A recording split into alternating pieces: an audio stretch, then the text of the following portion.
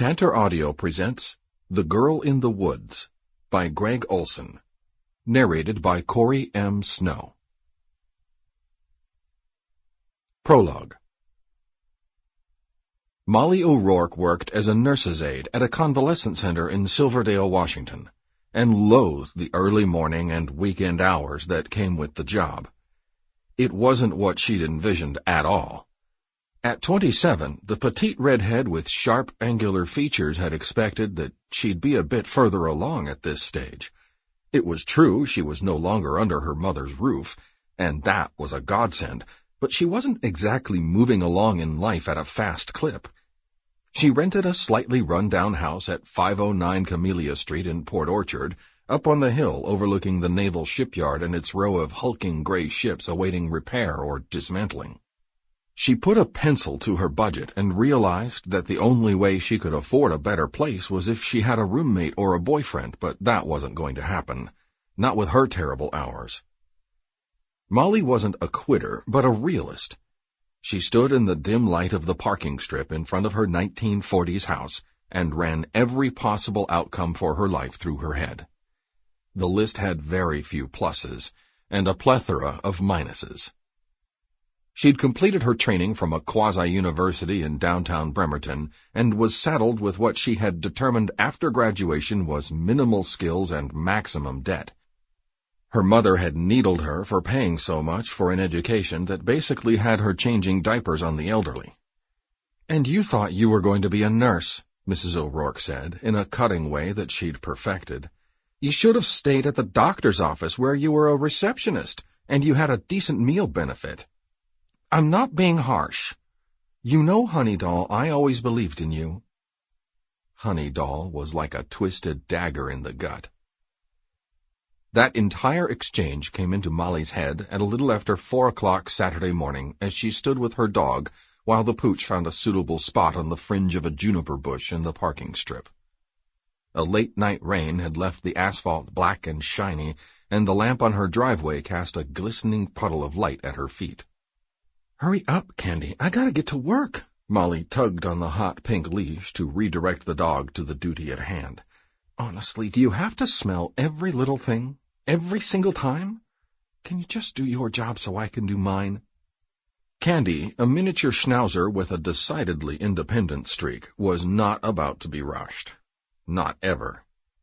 Her silver-furred face tilted at her owner with a look that was probably a kind of canine F.U., but the dog owner didn't take it that way at all. "Be a good girl," Molly said, relaxing the length of the leash. Just as hope had been all but dashed, Candy got her act together and squatted. "Good girl," Molly said, satisfied that she might get to work on time. Molly looked up toward the top-to-bottom renovated house next door as lights in the upstairs bedroom sent a beam out into the early morning darkness. It was the home of her neighbors, Ted and Jennifer Roberts. The nurse's aide glanced at her phone. It was 4:15 a.m. She let out a sigh. Ted Roberts had been ill for months, seriously ill. There was a terrible irony to his downward spiral. He'd been a typical Northwesterner, the kind who fishes, skis, kayaks, and generally just lives his or her life in the elements, out in the abundance of outdoor-related activities that make the region the focus of so much attention by sports and lifestyle magazines. Molly admired Ted for doing all that he did. She was a TV watcher, not a doer. That, her mother told her, was one reason why she couldn't get a boyfriend. Or a decent one. "No one wants to marry a couch potato, Honey Doll," she had said. Molly knew that, but then again her shift at work made doing anything but flopping in front of the TV out of the question. She hadn't had sex in more than a year. The encounter with an old boyfriend from high school hadn't been of the caliber to make her want a repeat. Ted Roberts had invited her to go kayaking one time when he was still single, but Molly didn't want to miss a reality TV marathon she'd been sucked into, and passed on the opportunity. She wished now that she'd said yes. She liked Ted. So robust, so strong, so vital. As she stood there looking up at the lighted window, she caught a memory of how Ted had appeared before getting sick. He was in his 40s, but his body surely didn't look it.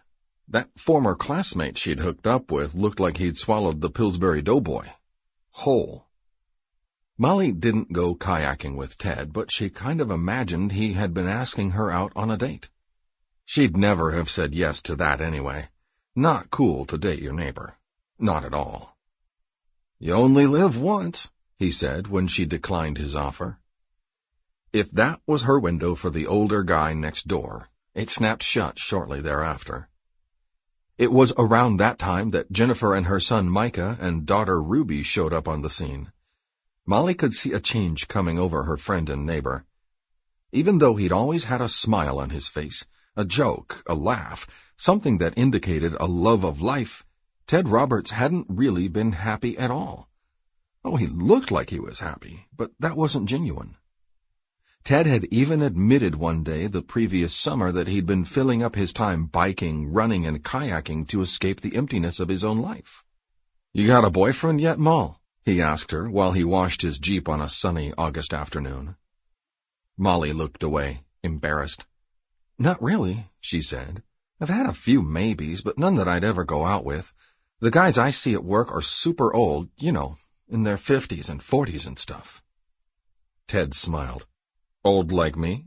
he said. His eyes squinted and his gaze challenged her a little. His brow was a crinkled patch of sunburned skin. "That came out wrong," Molly said, her face feeling hot. He grinned and flashed his bright white teeth. "No worries," he said. "I'm going to tell you something very important." He motioned for her to come closer. "What?" Molly asked, leaning in, keeping an eye on the hose in case he was going to try to drench her in some Ted-like prank. "I didn't start living until I found Jennifer," he said. "Don't wait like I did. Sometimes the best thing is standing right in front of you." Molly was lonely and naive enough to think that he was kind of hitting on her. It was a thought she'd like expunged from her memory because he hadn't been doing anything of the sort. Yet for some reason the encounter came back to her, while her dog squatted by the bush and the light came on in the bedroom. Ted was not like that at all. He was no flirt. He was deliriously happy that he had found Jennifer. With Candy now doing her little dance, flipping dirt and bark dust back toward the parking strip, Molly's thoughts drifted to the last time she saw Ted. It was about a week ago. She went over after work with the better part of a chocolate sheet cake. Jennifer answered the door. She was in her 40s too, but looked younger. She had a lovely figure, the kind Molly had always wanted. A little larger on top, but not so much that it distracted from her face. Her wrists and ankles were thin, which were always stops on Molly's survey of another girl. Her mother had piano legs, and so did she. "I thought you, Ted, and the kids might like this," Molly said. "They made me take it home. I guess they think I have no life, and it doesn't matter if I get fat. Anyway, all of you, are always so perfect." "Molly, you're so thoughtful," Jennifer said. "I'm sure Ruby and Micah will devour it." Maybe Ted, too," Molly said, almost as a question. Jennifer turned toward the living room. "Would you like to see him?" Molly didn't hesitate to get into the living room. It was the real reason she was there. The cake had been an excuse.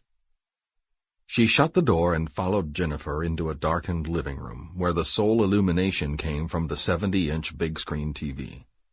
"You have a visitor, babe," Jennifer said. She turned to Molly and gave her a little look, a warning, it seemed. Molly could scarcely believe her eyes. Ted was covered in a Navajo blanket up to his neck. His eyes were slits. His face had shrunken to a kind of Edvard Munch gauntness. Even with the flickering glow, or especially because of it, he was a horrific sight.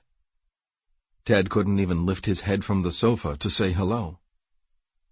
Jennifer stood next to him and stroked his pasty brow. "If it gets to the point that you can't stay home anymore, Teddy, I'm going to see that you are sent to Molly's nursing home." "I hope it doesn't come to that," Molly said, trying to lighten the mood. "Our cafeteria is all carbs and protein. He'll starve there." Ted attempted a smile. Jennifer handed him a water bottle. "Drink some iced tea," she said. "You're getting dehydrated, babe." Ted sipped slowly from the flexible straw that stuck out only a quarter of an inch from the top of the bottle. "You are getting better, aren't you?" Molly asked, her heart quickening a little. She'd seen people at the convalescent center who looked better than Ted, and they died. "I think so," Ted said, his voice a slight croak. "Every day I do feel a little bit stronger." He closed his eyes, and Jennifer motioned for Molly to come to the kitchen where she set the cake on the counter. "Jennifer, he's going to be all right, isn't he?" Jennifer opened the refrigerator and rearranged a dozen bottles of iced tea so she could accommodate the cake. "I don't know, Molly," she said. With the space barely big enough to accommodate it, Jennifer shoved the cake onto the top shelf. Molly could see that the back end of the cake had smashed the refrigerator wall. "What exactly is wrong with him?" she asked. Jennifer shook her head and shut the refrigerator. She had an irritated look on her face. By what? The cake or the question? "We don't know," she said, reaching for a towel to wipe off some chocolate that had smeared her palm. "Cancer, maybe." Molly kept her eyes riveted on Jennifer's. "What do you mean, maybe?" Jennifer started walking toward the front door to lead Molly from the kitchen, but the younger woman tugged at her shoulder. "What do you mean?" she repeated. Jennifer spun around. "I mean, he won't go in to see the doctors anymore. Believe me, I've tried." "Why won't he?" Molly asked. "He's afraid, Molly." "Ted's not afraid of anything." "You don't know him like I do." It was a trump card of sorts, and Jennifer played it for all it was worth. "Then tell me," Molly said. "What's he afraid of?" Jennifer narrowed her focus. She didn't like being questioned by some neighbor. "That if he goes to the doctor, he'll never come home again," she said. Molly pounced. "That's stupid." "To you, maybe," Jennifer said, "but my husband is adamant." Husband. It was odd that she referred to him as husband. Molly immediately saw it as a territorial move. "He's mine." Candy had a toy cat that she liked to hump, even though she was a female. It was about being territorial, staking a claim, saying something is mine. Jennifer was humping her sick husband. "He might die, Jennifer," Molly said. Jennifer went to open the door. "There are worse things than dying," she said. The young woman wanted to scream at Jennifer's obvious indifference. She knew better. Jennifer Roberts was not the type that anyone wanted to mess with. She was a woman who always got her way. Molly O'Rourke was not deeply religious, but she gave prayer a try after that encounter. She prayed over and over that God would heal Ted Roberts. Someone so full of life, so happy, shouldn't have to suffer. Chapter 1. Birdy Waterman went toward the ringing bell and an annoyingly insistent rat-tat-tat knock on the glass storm door of her home in Port Orchard, Washington. Her cell phone was pressed to her ear, and her fingertips fumbled in her pocket for her car keys. She retrieved a tube of lip balm, with the lid off and the product making a mess of her pocket. Great. Where are those keys? "Hang on," she said into the phone, grabbing a tissue and wiping off her hand. "Everything happens at once. Someone's here. I'll be there in 15 minutes. She swung the door open. On her doorstep was a soaking wet teenaged boy. "Make that 20, she said, pulling the phone away from her ear. It was her sister's son, Elin. "Elin, what are you doing here?" "Can I come in?" he asked. "Hang on," she said, back into the phone. "Wait, did I get the date wrong?" she asked him. The kid shook his head. Birdy looked past Elin to see if he was alone. He was only 16. They had made plans for him to come over during spring break. He hadn't been getting along with his parents, and Birdy offered to have him stay with her. She'd circled the date on the calendar on her desk at the Kitsap County Coroner's office and on the one that hung in the kitchen next to the refrigerator. It couldn't have slipped her mind. She even made plans for activities that the two of them could do, most of which were in Seattle, a place the boy revered because it was the Northwest's largest city. To a teenager from the Makah Reservation, it held a lot of cachet. "Where's your mom?" Birdy asked, looking past him, still clinging to her cell phone. The boy, who looked so much like his mother, Birdy's sister Summer, shook his head. "She's not here. And I don't care where she is." "How'd you get here?" "I caught a ride and I walked from the foot ferry. I hitched, but no one would pick me up." "You shouldn't do that," Birdy said. "Not safe." She motioned him inside. She didn't tell him to take off his shoes, wet and muddy as they were. He was such a sight she nearly forgot that she had the phone in her hand. Elin, gangly but now not so much, was almost a man. He had medium-length dark hair, straight and coarse enough to mimic the tail of a mare. On his chin were the faintest of whiskers.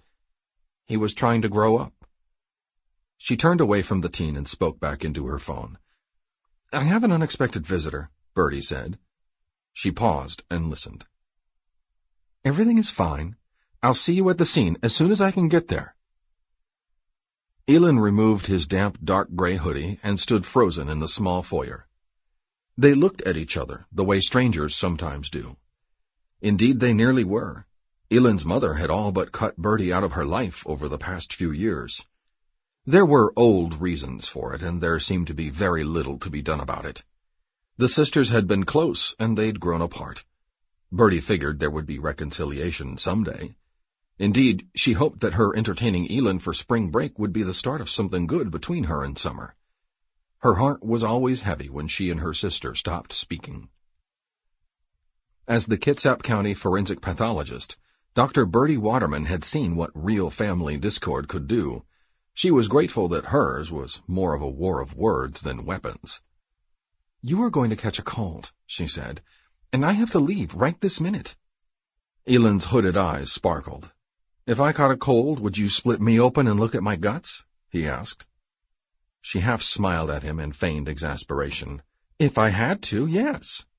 She'd only seen him a half-dozen times in the past 3 years at her sister's place on the reservation. He was a smart aleck then, and he still was. She liked him. "I'll be gone a while. You are going to get out of all your wet clothes and put them in the dryer." He looked at her with a blank stare. "What am I supposed to wear?" he asked. "You don't want a naked man running around, do you?" She ignored his somewhat petulant sarcasm. Man? That was a stretch. She noticed Elin's muddy shoes and the mess they were making of her buffed hardwood floors, but said nothing about that. Instead, she led him to her bedroom. "Uninvited guests," she said, then pretended to edit herself. "Surprise guests get a surprise." She pulled a lilac terry robe from a wooden peg behind her bedroom door. "This will have to do," she said, offering the garment. Elin made an irritated face but accepted the robe.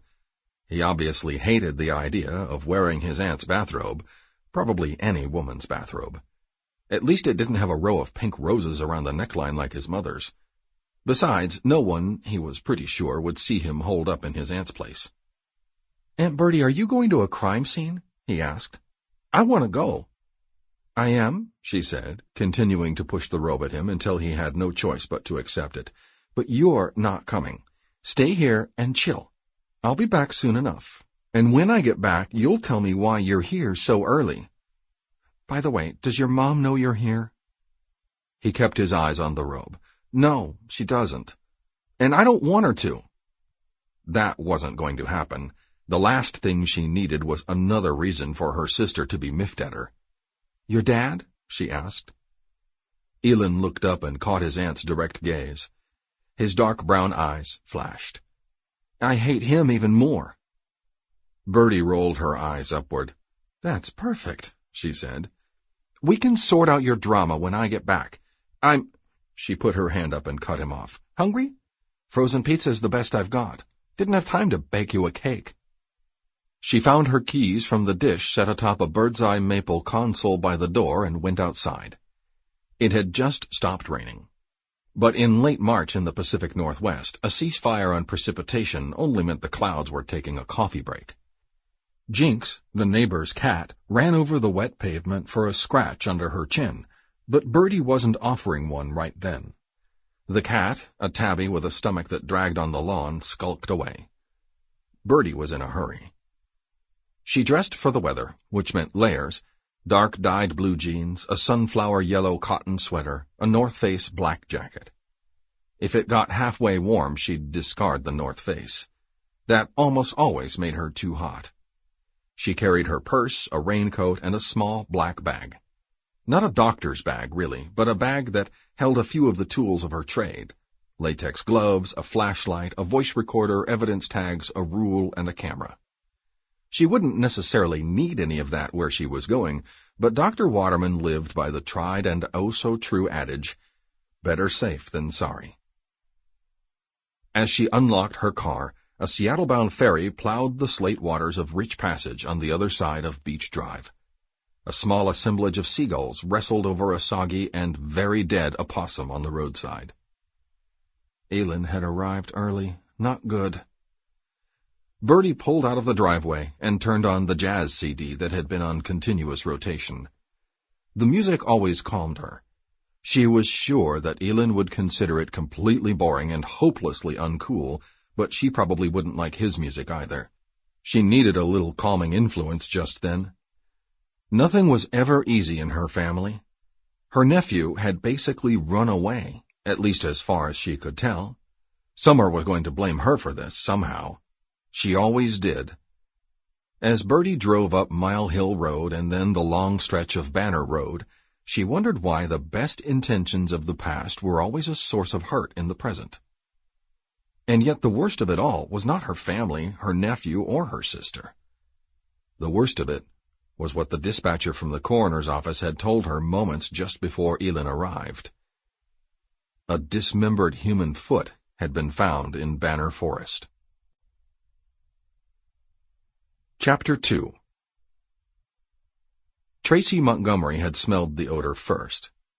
The 12-year-old and the other members of Suzanne Hatfield's 6th grade Olalla Elementary School class had made their way through the twists and turns of a trail understandably called tunnel vision toward the sodden intersection of Croaking Frog when she first got a whiff.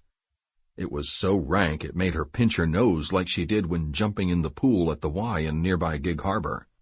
"Ew, stinks here," the girl said in a manner that indicated more of an announcement than a mere observation. Tracy was a know-it-all who wore purple Ugg boots that were destined to be ruined by the muddy late March nature walk in Banner Forest, a Kitsap County park of 630-plus acres. She'd been warned that the boots were not appropriate for the sure-to-be soggy trek inside the 1-square-mile woods that were dank and drippy even on a sunny spring day. There was no doubt that Tracy's mother was going to survey the damage of those annoyingly bright boots and phone a complaint into the principal's office. "That's why they call it skunk cabbage," said Ms. Hatfield, a veteran teacher who had seen the interest in anything that had to do with nature decline with increasing velocity in the last decade of her 30-year teaching career. She could hardly wait until retirement, a mere 44 school days away. Kids today were all but certain that lettuce grew in a cellophane bag and chickens were hatched shaped like nuggets. Miss Hatfield brightened a little as a thought came to mind. Her mental calculations hadn't been updated to take into account this day. Technically, she only had 43 days left on the job. A squirrel darted across the shrouded entrance to Croaking Frog, turned left, then right before zipping up a mostly dead Douglas fir. "My dad shoots those in our yard," Davy Saunders said. The schoolboy's disclosure didn't surprise anyone. Davy's dad went to jail for confronting an intruder, a driver from the mattress ranch store in Gorst with a loaded weapon. The driver's crime? The young man used the Saunders driveway to make a 3-point turn. "Want to hear something really gross?" This time the voice belonged to Cameron Lee. He was packed into the middle of the mass of kids and 2 beleaguered moms clogging the trail. "My cousin sent me a video that showed some old guy cutting up a squirrel and cooking it. You know, like for food." Miss Hatfield considered using Cameron's comment as a learning moment about how some people forage for survival, but honestly, she was simply tired of competing with reality TV, the internet, and the constant prattling of the digital generation. They knew less and less, it seemed, because they simply didn't have to really know anything. Everything was always at their fingertips. Miss Hatfield knew the Latin name for the skunk cabbage that had so irritated Tracy's olfactory senses, Lysichiton americanus, but she didn't bother mentioning it to her students. Instead, she sighed and spouted off a few mundane facts about the enormous leafed plant with bright yellow spires protruding from the muddy soil like lanterns in a dark night. "It smells bad for a reason," she said. "Anyone know why?" She looked around. Apparently, no one did. She glanced in the direction of Viola Mertz, but even she didn't offer up a reason. The teacher could scarcely recall a moment in the classroom when Viola didn't raise her hand. If she'd lost Viola, there was no hope. Miss Hatfield gamely continued. "It smells bad to attract— Smells like Ryan, and he can't attract anyone," Cooper Wilson said, picking on scrawny Ryan Jonas whenever he could.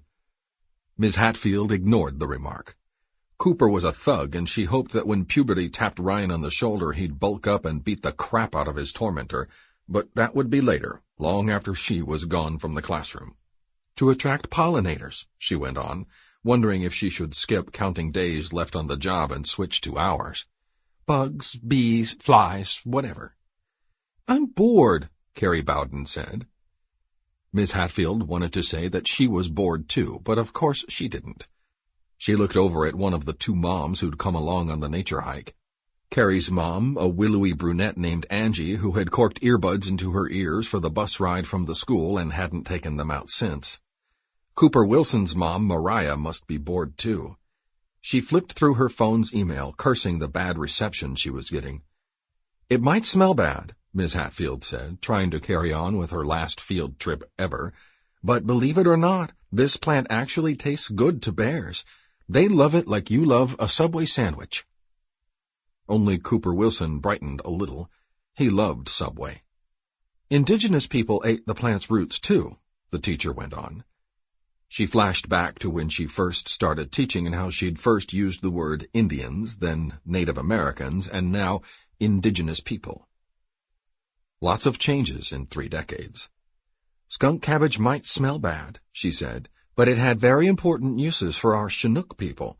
They used the leaves to wrap around salmon when roasting it on the hot coals of an alderwood fire." "I went to a luau in Hawaii, and they did that with a pig," Carrie piped up, not so much because she wanted to add to the conversation, but because she liked to remind the others in the class that she'd been to Hawaii over Christmas break. She brought it up at least once a week since her sunburned and lay-wearing return in January. "They wrapped it up in big green leaves before putting it into the ground on some coals," she said. "That's what they did in Hawaii." "Miss Hatfield," Tracy said, her voice rising above the din of not-so-nature lovers, "I need to show you something." Tracy always had something to say, and Miss Hatfield knew it was always super important. Everything with Tracy was super important. "Just a minute," the teacher said, a little too sharply. She tried to diffuse her obvious irritation with a quick smile. "Kids, about what Cameron said a moment ago," she continued, "I want you to know that a squirrel is probably a decent source of protein. When game was scarce, many pioneers survived on small rodents and birds." "Miss Hatfield, I'm seriously going to puke," Tracy called out. Her voice now had enough urgency to cut through the buzzing and complaining of the 24 other kids on the field trip. Tracy knew how to command attention. Her purple Uggs were proof of that. Miss Hatfield pushed past the others. Her weathered but delicate hands reached over to Tracy. "Are you all right?" she asked. The girl with big brown eyes that set the standard for just how much eye makeup a 6th grader could wear kept her steely gaze focused away from her teacher. She faced the trail, eyes cast downward. Tracy could be a crier, and Miss Hatfield knew she had to neutralize the situation, whatever it was, and fast. "Honey, I'm sorry if the squirrel story upset you." The girl shook her head. "That wasn't it, Miss Hatfield." The teacher felt relief wash over her. Good. It wasn't something she said. "What is it?" Tracy looked up with wide, frightened, almost manga eyes. "Are you sick?" the teacher asked. Tracy didn't say a word. She looked back down and with the tip of her purple boot lifted the feathery stalk of a sword fern. At first, Miss Hatfield wasn't sure what she was seeing. The combination of a stench, far worse than anything emitted by skunk cabbage, and the sight of a wriggling mass of maggots assaulted her senses. Instinctively, she swept her arm toward Tracy to hold her back. Sample complete. Ready to continue?